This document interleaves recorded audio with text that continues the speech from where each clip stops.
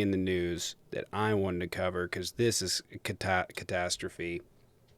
I mean, both major news stories today are one. I guess we're taking control of Gaza.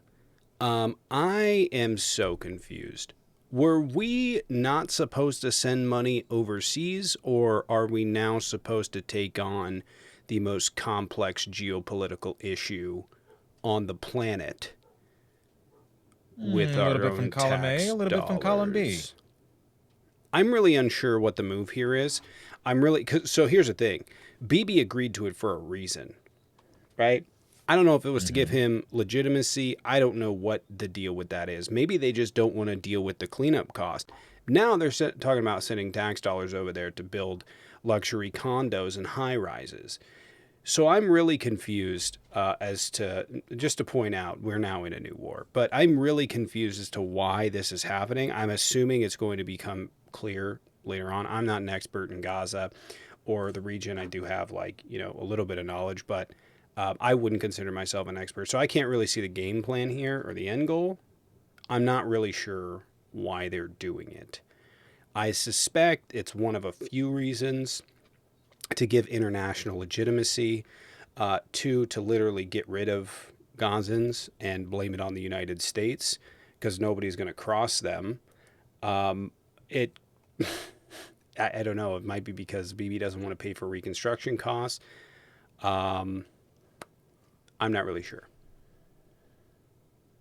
I couldn't tell you. Yeah, we're talking about at least close to 2 million displaced Palestinians being removed from Gaza. He's pressuring the Kingdom of Jordan and the government of Egypt to take them in. They've said no. He was questioned about this several times during a press conference the other day and said they'll take them. They'll take them. So seems as though there's going to be some major, perhaps militaristic or economic pressure campaign on forging these people into a point at which they're not accustomed to, and which those governments are not all that welcoming of. This is ethnic cleansing through and through. Yeah. This is very clearly this multiple different types of genocide. Uh, but why can like Mega tell me why we're doing this? Why we're involved? Why we need to be? Like, what sort of benefit are we going to give? They destroyed all of North Gaza. Not a lot of Hmm. South Gaza left.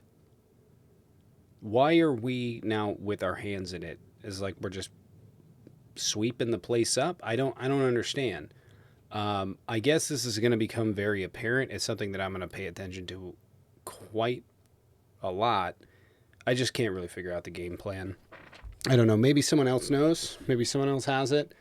But as of right now, it just looks like we're going to bring on a headache and put ourselves in the area. He wants to, like I said, get rid of all Gazans out of Gaza. None of these countries are willing to bring them in. He's probably going to try and pressure them. But the reality is, none of these countries want to take on, 2 million refugees. So we'll have to see exactly what happens here. But this is pretty insane. And if you're wondering why no one's ever suggested this before, it's because it's fucking stupid. Yep. But, as is with much of everything else we've seen lately in the U.S.'s about face towards human rights, just today, Trump signed an executive order to withdraw the United States from the UN Human Rights Council. This is a council that condemns dictatorships and oppressive regimes, fights against human rights abuses across the globe, defends freedoms, and investigates war crimes, advocates for LGBTQ rights and women's rights abroad. U.S. has forfeited their voice on some of the most critical matters happening, even within our allies, even with displaced communities, people who are facing war and famine. So this is Yeah. an abandonment on the fullest of scales. If you remember, um, not caring about human rights, having a disdain for human rights, is a trait of fascism. Hmm. So, but yes, this is very clearly what it is. Is they're attempting to influence far right ultranationalism across the globe, and they're doing so that they can undermine democratic structures. I wonder if the people with the in the brains behind this shit show, I wonder if this is their goal, is just to undermine and destroy democracy. Because democracy to fascists, to far right, authoritarians, is a bit of a pain in the ass, and they almost Hmm. always do. Not almost always. They always do this. Um, I don't know. I'm trying to gauge what type of evil we're dealing with here. Super duper evil. Super duper villainy evil. Um, Hmm. so there's that. We also had in the news today, Trump is trying to send U.S. citizens to serve out terms in foreign prisons. I had never had this thought on whether I should look this up. My first instinct is this probably is illegal. Um, Either if it's not under the federal government, it is internationally. What kind of weird, bizarro shit are we dealing with here? I don't understand what is even happening. You're just going to send people off to another country that have been convicted under our jurisdiction? Why? Apparently, he's making an arrangement with the president of El Salvador, I believe it is, to expedite U.S. citizens over there. Never Yeah. mind human rights, never mind legal counsel. Yeah. Which I don't. Is it just, I think what's happening is they're doing things that are like opposite of just basic having brains. And they're doing so to flood the zone, but they're doing so they can turn around and go, look, we got a successful thing. Nobody else has thought of this. Yeah, nobody else thought of it because it's dumb. Horrifically dumb. We're going to send people that have been convicted in the United States off to a foreign country when we could have them under our jurisdiction so that we can make sure they're having the reason I don't think this is legal, again, I haven't looked this up. Again, for those of you that don't know this, I do have a background in criminal justice. But the reason I don't think that this is legal is because those people are convicted under U.S. law and are subject to U.S. protections that Hmm. are not afforded to them in federal prisons or outside of the country.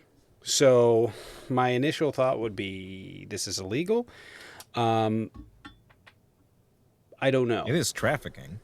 I mean, it is. Is it illegal? I have no idea. Is it stupid? Yeah, it's just dumb. I think that's all they're doing is they're just flooding the zone with a bunch of things that they can twist and go, look, we did it different than everyone else. I think that that's what this Hmm. is. It's just weird and grotesque, and every single day there's just some new way in which they completely circumvent democratic norms in this country, Yep. and that's inarguable. You can argue that these things are good. It would be a dumb argument. You can't It's argue that bad. they're not circumventing democratic norms or even constitutional norms. I mean, they're asking questions that nobody's bothered to answer or ask in like 100 plus years because they're just stupid. You know? Hmm. And Um, true to form, these people who did not think about this and did not ask for this when it came to the election are clapping like seals that now he's emptying prisons and expediting them elsewhere without legal counsel. This is illegal. This is human trafficking. And never mind the fact that there are innocent people in prison. You may say that it's a small number, sure, but those people deserve legal counsel. They deserve representation. They deserve to know where they're going. And it shouldn't be a place that's foreign to them. I saw in the news that they tried to defend that position by saying our prisons are overcrowded. I'm confused as to how, because if you remember, prisons got emptied out during COVID. Like a ton, hundreds of thousands of people left, right? And you can say the prisons are overpopulated or whatever, unless their plan is to overpopulate the prisons, which my guess would be probably yes, and criminalize everything in some sort of authoritarian state. Um, I'm not. I think it's just so they can chalk up wins. Right now, we're in the honeymoon period, and we're in the period of this administration where nobody has really left yet because serious issues have not come up. We still haven't heard anything about anyone about the Treasury Hmm. from yesterday, where there are now a bunch of kids in complete control of the treasury and have access to it. Nobody can seem to verify whether or not they're spies because they were never vetted. And so we have that whole thing to deal with. And now Musk is saying that releasing those people's information is illegal and they'll be prosecuted. It's like that. Elon Musk is that friend that is a fucking bum, right? He's a scrub. And he is like, my buddy owns a Ferrari. You don't. Right? And so he's just going around and like waving Donald Trump's power as his own. And it's really weird.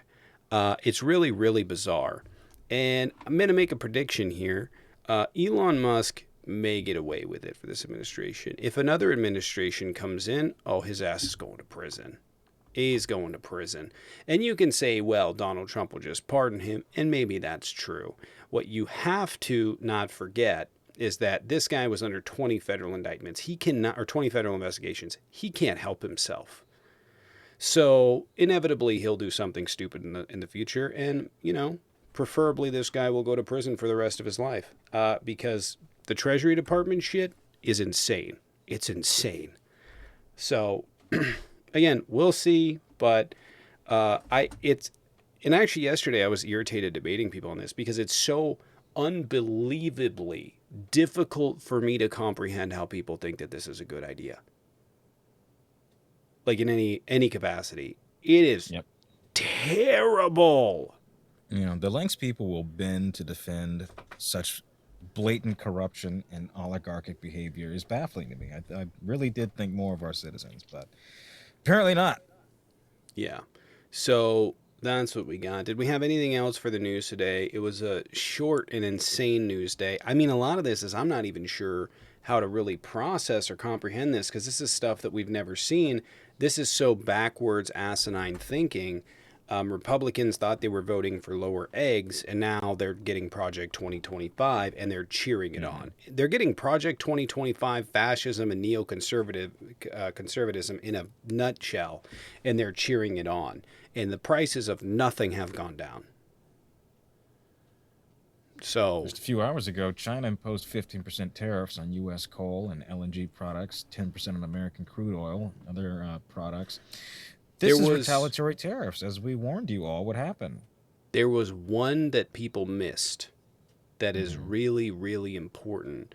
People missed that China is withholding more rare earth. This time around, tungsten, some other ones, I can't remember. China produces most of the tungsten in the world. It's like 98%. It's really, I don't know if it's over 90%. It's very, very high. And they're like, no, we're not gonna be. We're gonna export less to you. And this is used. Tungsten is used in defense. It's used in industrial purposes. The list goes on. It's already incredibly expensive, and they are planning on. They are planning on now withholding more of it. And this is in addition to the reduction of antimony, gallium, and there was one other one a few months ago where they basically cut off U.S. supply. So the U.S., as far as I know, does not have any supply of it right now because China is the only country that produces the actual wafers. And the United States has stockpiled those. How long that's going to last, I don't know. Luckily, you don't need a lot for what they're doing in very small amounts, but they are very clearly using Donald Trump's tariffs to prep their ascension. So, yeah. Do we have anything else for the day, Jaden?